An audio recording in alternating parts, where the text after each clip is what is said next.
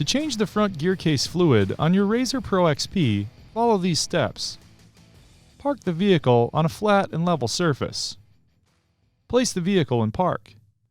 Place a drain pan underneath the front gear case drain plug. Clean the area around the fill plug in the right front wheel well.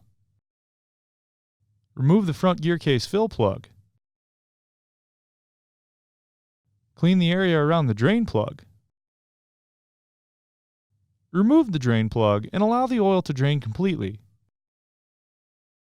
Clean any dirt or debris from the fill plug and drain plug.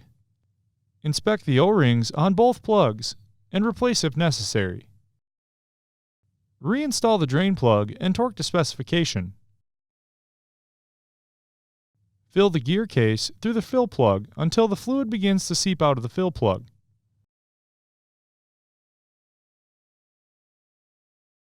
Reinstall the gear case fill plug and torque to specification.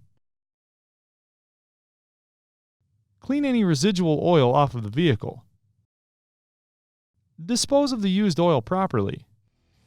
For more information, see your authorized Polaris dealer or visit Polaris.com.